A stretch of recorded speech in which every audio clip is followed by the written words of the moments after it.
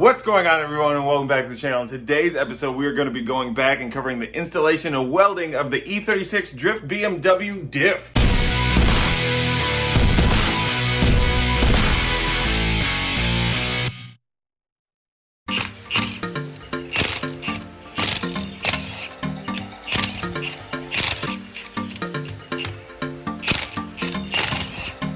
That was easy enough.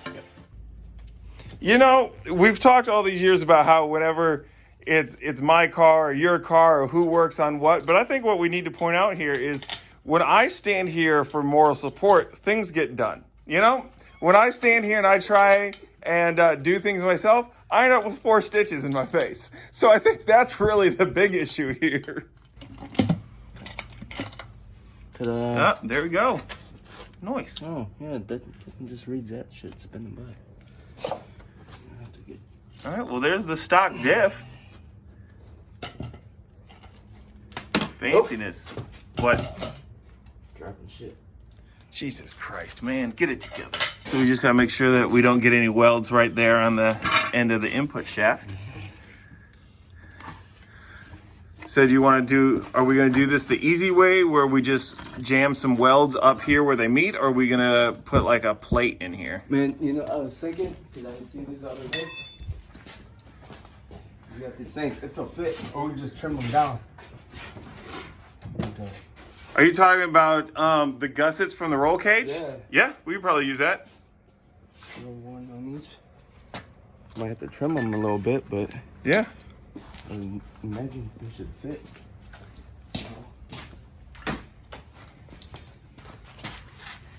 Well, I mean, yeah, just trim them down, and I mean, really, we could just do one.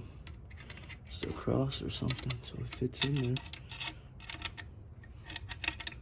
So we cut it like across like that, will it still be? I don't know. We'll figure something out. No bullshit. Does this even have a gasket on it? No, it didn't. Unless it's on the cap and it just kind of came off with it. Yeah. Oh. It looks like there's a bit of some old gasket material on there. Kind of. So what Drew's doing right now is he's just going here spraying it down with a brake cleaner so we can have this whole thing cleaned up and make sure that we don't have any of the lubricant up here for when we decide we're going to go ahead and weld it up.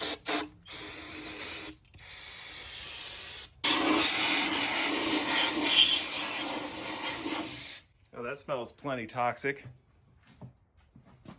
I got a mask if you need it. Now that you're done, I figured it'd be a good time to tell you about that. It looks pretty clean, man. Yeah. Let's try to get all these extra shit out. Drew just made a template here so we can drop a plate down in there as opposed to just welding the 4 corners. That way it makes it a little bit stronger. So what I'm gonna do is pop it on to this piece of steel here, trace it out, and try and cut it out so we can drop it in there and start getting the welds in. I went ahead and I trimmed up a piece of metal here, got the edges beveled down, got it all cleaned up. That way we can get a decent weld in there around this plate and get it down into this thing. Drew's a better welder than I am. If any of you seen my welds that I did on my exhaust, you guys will be thanking me that I'm not doing this one. Here's the plate inside of the diff. Beveled edges so that we can get a better weld down in there. Drew knows all the details on that. I don't know anything. He told me to do it, so I listened to him. Still fluid in there. Oh, I heard some bubbling. You hear that? Poop. Yeah, I heard that.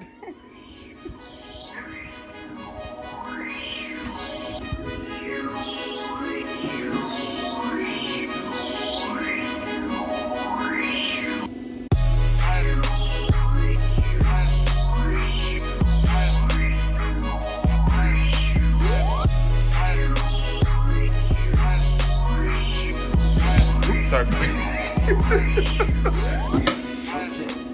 Got this open. Looks like shit. Hey, it doesn't have to be pretty, it just needs to work, right? Yeah. The plate welded in place. What type of welder is this again? MIG?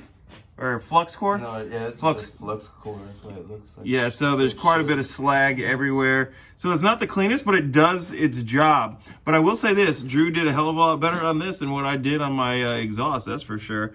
As you can see, some of the slag and all that stuff fell down into the diff. So we spun it a few times to try and break some of that up. but we will be spraying it down with more brake cleaner and everything to clean this out before we seal it up, put fluids in, and put the diff back in. Drew's getting the old gasket kind of cleaned up.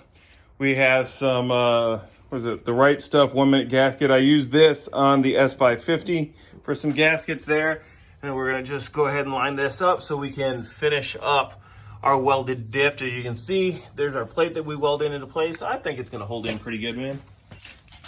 We already have our rear trailing arms on there, as you guys saw in the last video. So we're gonna go ahead and button this up. That way we can put our last 2 bolts here in the front, because it's only 1 bolt there in the back for the mounting here to the cradle, and then the front 2 bolt up to the cover for the diff. We got the rear end back into the vehicle.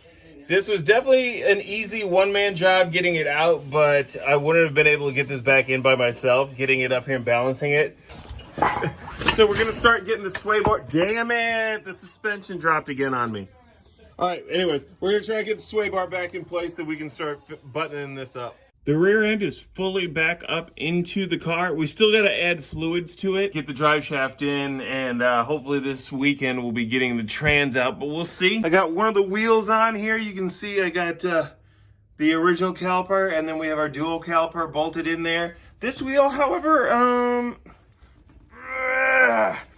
it's not budging, like a bit.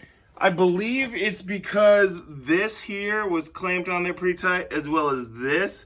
So I think we're probably gonna have to bleed the brakes a little bit, apply a little pressure, loosen some stuff up before it'll unlock this wheel. Because on the ground, the diff and everything was still turning. So once we finish up this brake setup, we should be able to do all that. Sorry, but I gotta butt into the video just real quick. I noticed a couple things here while I was editing it that I didn't mention that I wanted to. In the video, you see us in there with the paint gun. We were doing that because Drew wanted to blow out all the debris and any leftover chemical that we had used for cleaning the thing. And then you notice what appears to be tin foil over the diff. That's because it is tin foil. We're using a flex core welder, and as we say in the video, there's a lot of slag ends up everywhere, and we didn't want to get any of that into the gear. So Drew put that on there to cover it up and protect it. So thank you, and back to the show. That should about do it for this video. We got the diff out, we got it welded up, we got it right back up into the car, bolted in. We have the rear trailing arms back onto the vehicle, as you guys saw in the previous video. We got to finish up the dual caliper setups by running all the lines. I do have one more caliper on the ground here. I also have the hydraulic brake here ready to go into the vehicle. We cleared out some space for it. We kind of know about where we're going to put it. Not really sure what order we're going to do all these videos in, because like I said, we still do need to take the trans out of this car. Make sure that you tune into all of those so you can find out what's going on with this vehicle and see if we get all this stuff loosened up, buttoned up, and get this thing ready to rip. If you're new to the channel, make sure that you go ahead and hit that subscribe button. It's a great show. It's a great channel. You guys will enjoy it. Have some fun with us. If you guys have been here before, go ahead and hit that thumbs up. Let us know that you're interested in everything that we do. And if you haven't already hit the notifications bell, do that too. That way you don't miss anything right when it comes out. Mondays, Thursdays, that's when we release stuff. Thank you guys very much. Peace.